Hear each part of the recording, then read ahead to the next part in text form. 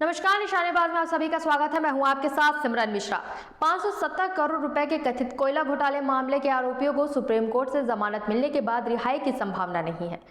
दरअसल supreme court से जमानत मिलने के बाद रिहाई से पहले ही ईओडब्ल्यू और एसीबी ने इस मामले के आरोपियों में से प्रमुख किरदार सौम्या चौरसिया, IAS रानू साहू और सूर्यकांत तिवारी को गिरफ्तार कर लिया है। यानी जमानत के बाद भी सौम्या, रानू और सूर्यकांत रिहा नहीं हो पाएंगे।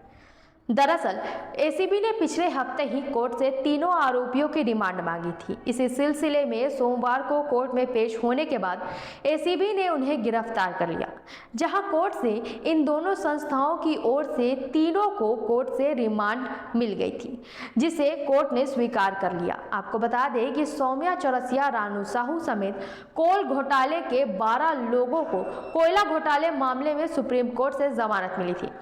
इसके बाद इन सभी के रिहा होने की उम्मीद जताई जा रही थी, पर अब रायपुर की कोर्ट ने इन सारी बातों पर पानी फेर दिया है।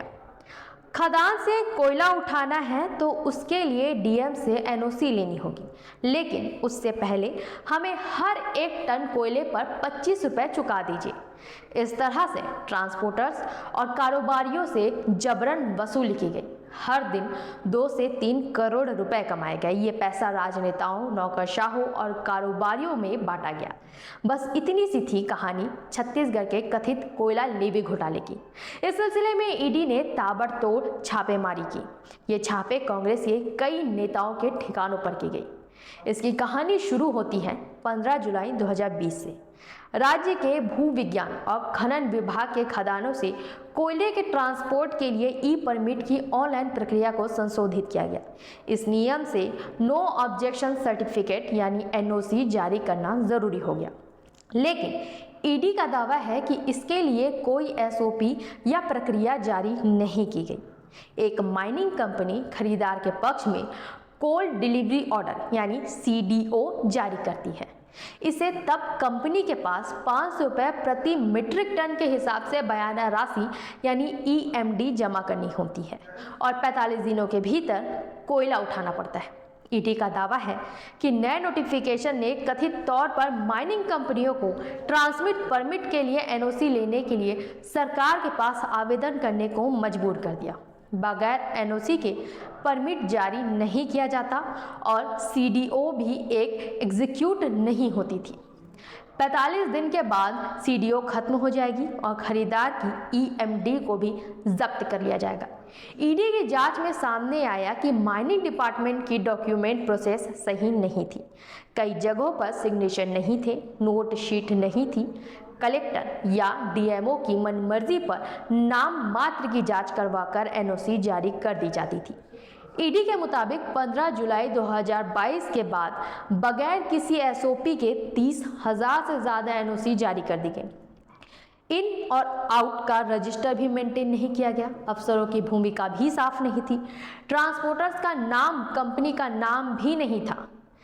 ईडी के मुताबिक इस पूरे कार्टल को सूर्यकांत तिवारी चलाता था। उसने सीनियर अफसरों की मदद से उगाही का एक नेटवर्क तैयार किया था।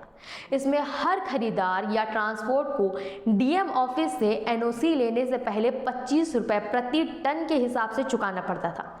इसके लिए उन्होंने कुछ आदमियों को रखा जो इस पैसे को इकट्ठा करते थे। बाद में इन पैसे को किंगपिन वर्करों, सीनियर IAS IPS अफसरों और राजनेताओं में बांट दिया जाता था। ईडी का अनुमान है कि ऐसा करके हर दिन 2 से 3 करोड़ रुपए की उगाही की गई। इस मामले में ईडी ने सूर्यकांत तिवारी के चाचा लक्ष्मीकांत तिवारी को गिरफ्तार किया था।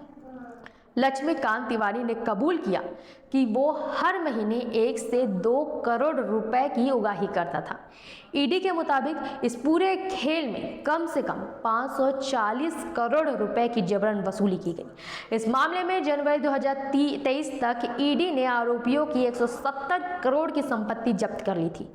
ईडी ने बताया कि सूर्यकांत तिवारी ने कोयला ट्रांसपोर्टर्स और कारोबारियों से जबरन पैसे ऐंठने के लिए जमीनी स्तर पर अपनी टीम बना रखी थी। उसकी ये टीम निचले स्तर के सरकारी अफसरों और ट्रांसपोर्टर्स और कारोबारियों के बीच कोऑर्डिनेट किया करती थी।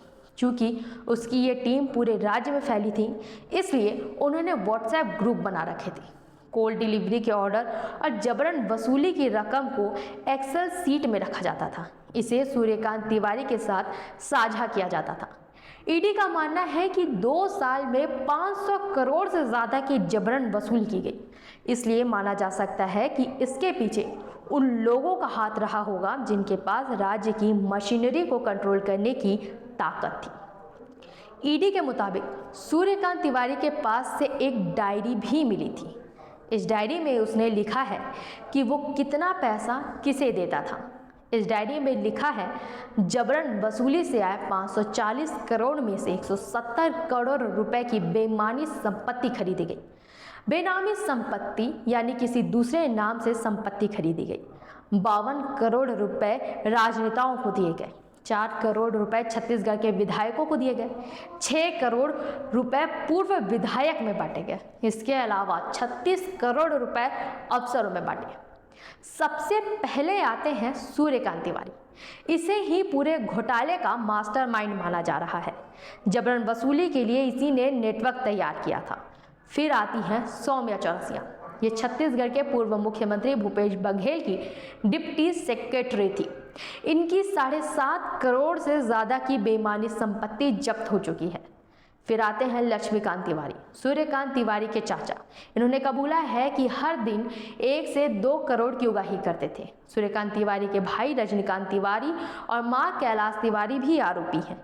समीर बिश्नोई 2009 बैच के IAS अफसर। समीर और उनकी पत्नी के पास 47 लाख रुपए कैश और 4 किलो सोने के जवाहरात मिले हैं। सुनील अग्रवाल इंद्रानी ग्रुप के मालिक, कोयला कारोबारी है। ईडी के मुताबिक सूर्यकांत तिवारी के बड़े कारोबारी दोस्त हैं। फिर रानू साहू, इनके साथ कुछ IAS अफसर के ऊपर कोयला घोटाले में सहयोग करने का आरोप है। इन सब के अलावा माइनिंग अफसर शिवशंकर नाग, संदीप कुमार नायक और राजेश चौधरी भी आरोपी हैं। लक्ष्मीकांत तिवारी के रिश्तेदार मनीष उपाध्याय को भी आरोपी बनाया गया है। ईडी की छापेमारी को कांग्रेस ने राजनीतिक बदले की कार्रवाई बताया है। कांग्रेस महासचिव KC वेणुगोपाल ने कहा था कि ये पूरी तरह से बदले की कार्रवाई ही है और इससे पार्टी डरने वाली नहीं है। वेणुगोपाल ने कहा, हम कानून का पालन करने वाले लोग हैं। ये मत सोचना कि हम बीजेपी या प्रधानमंत्री मोदी के नाम पर डर जाएंगे। हम कानून के हिसाब से लड़ेंगे। आप देख सकते हैं कि कैसे अधिवेशन से पहले ये सब ड्रामा किया जा रहा है। वहीं छत्तीसगढ़ के पूर्व मुख्यमंत्री भूपेश बघेल ने भी इसे राजनीति से प्रेरित कार्रवाई बताया था। उन्होंने दावा किया कि बीजेपी कांग्रेस से डर गई है और अपने राजनीतिक विरोधियों की आवाज को दबाने को लेकर केंद्रीय एजेंसियों का दुरुपयोग कर रही है। ऐसी खबरों के लिए बने रहे निशानेबाज के साथ।